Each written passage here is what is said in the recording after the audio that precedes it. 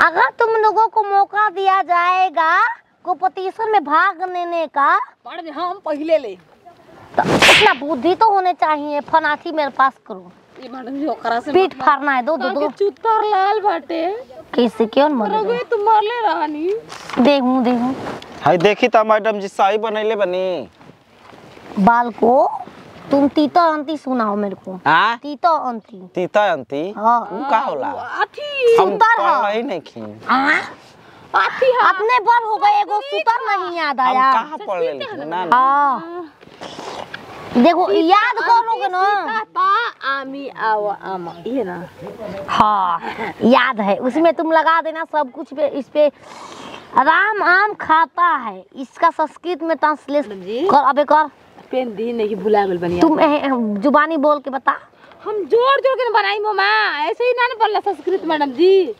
ये मैडम जी हमरा के तेज कर दी, देखिए इनके फर्स्ट आवे के बाटे। ए मैडम जी हाय देखी त सही सही लिखले बनी। किंग गलती न है जी। ये क्या कौन लिखा? भोरहरिया में आधा आंखें खुला रहे आधा ना खुला रहे। तनी हाय देखी देवे के भाई वो के सही सही लिखाई बा। मैडम जी दूध में कुछ चीनी है, ओकर स्पेलिंग का होई? तनी देख के बताइए। कैलकुलेशन दूध में चीनी है। द मिल्क इन स्वीट। ये तेरी की मैडमो जी के नहीं खियावत। देखी मैडम जी का लिखल भाई। मार दे दूध में कुछ चीनी है तो कितनी गलती मेरे को बताई जी। पढ़े हिंदी पढ़े। दूध में कुछ चीनी है। हाँ तो तुम कहो दूध में चीनी है। कुछ खानी है ना कलू ना कुछ ना कर लिया ना कलू चाची। कल रात तो हम कर चाची का है हमरा कहता। भौजी हाय क्या है जी? ये देखी देवे के बा महाराज। देखो ग्रीटिंग का नया साल आ रहा है, तुम लोग अपने माल को लेकर नैनीताल जाओ हनीमून मनाने। ओजा ना हमनी देने ताल में पोखरा बाबूनिए बन जाला। नहीं हाय का नहीं बा। वहाँ पर लड़के लड़की कोई पाबंदी नहीं। गाड़ी मत कहीं गच्चर गच्चर हो जाते हैं कहीं। कहाँ तुमको क्या चाहिए? दूसरा लड़का से लिखवाइले है तनी देखी त। देखो मैं लिख देती हूँ। ठीक लिखले बा। हाँ मैडम जी सुने पढ़ाई पढ़ाई के बारे में बताइए हमरा के। पढ़ाई ई पढ़ाई में ना वो रहेला। तुमको आज मैं सिखाऊंगा। मैं एक छात्र तीता अंती सीता था आमी आवा आवे दो। अच्छा आवे दो। एगो गाना गाओ लचके वाला पर। लचका एगो लचका ढुक ढुक। ए लचके लचका एगो सुनाओ। लचका लचका हाँ लचका एगो सुनाओ। लचका मैडम जी अभी तो होमवर्क पूरा नहीं की कैले हम। लचका सुनाओ। लचका तुम देखे होमवर्क देखी का है। हाय का लेके बिया। मिटकाओ ना मिटकाओ। चूस मी इचनार के एक्टिंग है। चूस मी यूज में के चूस मी जैसा है तू वैसा ना था हम तो की कैले हम। देखो मैं सिग्नेचर कर दिया सही है। दो आवा है ने चूस ले का उठवा चूस में। वो दूसरा खातिर न बनावल बा। ए मैडम जी रो क्लास पढ़ाई ना पढ़ाई कम से कम कुछ स्पेलिंग कुछ बताई। ट्रांसलेशन कुछ बताई। क्या चाहिए तुमको को सीखना? मैं उसका हिंदी ई तब भोरवा में एगो गाना गात रहे सुनुई। कौन? अरे कि कमर डैमेज का के छोड़ब हई गारंटी लिख के दा। देखिए मैडम जी हम गोबर पाथे गोई रहनी नती पीछे पीछे गोई रहलन। कुल काम करेलन।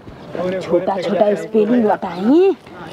लिखो अपने अपने सब में नकल करो। मैं तुमको बता देती। लो पेन लो जी। सी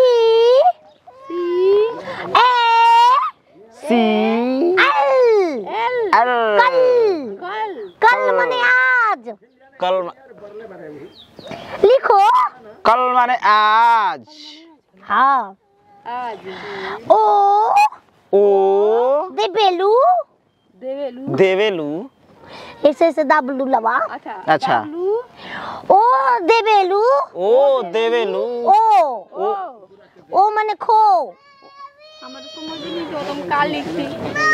लिखो खो हाथी के कौवा के गधा के स्पेलिंग बताइए। हाथी के ई ला यल एला यल पे एच एच ए ना ना ता अपरांत हाथ में गधा। देखो एलिफेंट माने गधा। तुम लोग को मैं दिखाऊंगा कैसे लिखाएगा। मैडम जी हाथी होला।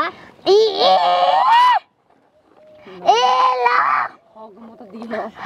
पी पी एचा एना मैडम जी हिंदी लिखो तो टी। इंग्लिश उस लिखो तो दोनों मिक्स बा, उ का समझ में आई का ना समझ में आई। ये मैडम जी कुल घर से खाले साल ये फेल हो जाता है तुम या। लोग यार मीनिंग याद करो 5 गो मीनिंग वर्ड। किस चीज का तुमको चाहिए, किस चीज का तुमको। कौवा के कौवा के से अच्छी पल का वाला C D C D F O F O C D. एकरा माने करो, करो माने कौवा। मैडम जी करो को है ना हो तवन का लिखो यही है कि हम आई ठीक ये पता ना पापा बता दे यही पा।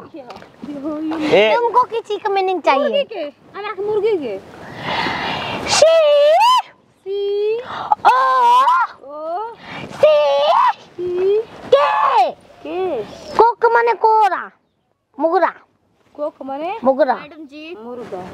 तुमको किस चीज का सीखना है। लाइन मारे जा बरा सीखेला ते जा। सी और तू पूछ हमरा से सवाल छुट्टी कर दी तो के ना अब कहीं पढ़ाई अब ठीक नहीं खेला करता, हमारा दूसरा पढ़ाई पढ़े के मन करता है। कह दो भाई बिया करके मैडम जी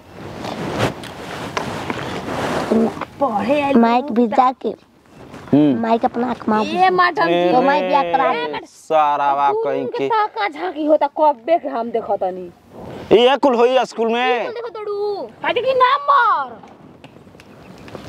लिया दिया कर नंबर गिरतिन का दो कि नहीं ओई पक उतारल हो हम जाननी हो। अच्छा छिनरी रख ले बिया मिसवा के। शाम को क्लास लगाएंगे, आना तुम लोग 4 बजे जाओ। गो हो गई। जाके वहाँ पर हलवा बनाए खा के जाना। लिखोई नहीं हां हाँ हलवा बनल बा हाँ। उ याद कर करा 5 गो फल के नाम, 5 गो जानवर के नाम, 5 गो पति के नाम। ए मैडम जी पूरी मैडम जी छुट्टी हो गई चल अबे बनाना के मीनिंग बताई। केला के सी एल केला है केला। बी ए एन ए बनाना बनाना माने केला बनाना में केला। हमरो चलिए में अटकल परानी चोली के जैसा साइज बताओ। हम तुम्हारे नाम का चोली के साइज कैसे भुला गईला सैया, चोली के साइज कैसे भुला गईला सैया। छुट्टी के बाद में गाना गा ले मैडम जी ये मीनिंग याद का क्या है मैडम तुम जी। इसके साथ इसके हाथ पर कमर पर रखो, यहाँ पे एक हाथ रखो, ऐसे वाला नाच करके मेरे को काय दिखाओ। खाते कुल अकेला में हम धरना है, सबका सोचा थोड़े। ये नहीं बताना होगा। जी ए मैडम जी आ ए गाना गा दी खाली देखा दूसरा ट्यूशन धरे के पड़ी। चोली के साइज लीक होता जल्दी दबा दी। ये सारा बात नदी के पढ़ाओ पर हमारा माथा फेल हो गया। बहुत पढ़ल लिखल व्यक्ति हूँ मैं, लगता है मैं अब इंटरनेट पर आऊँगा।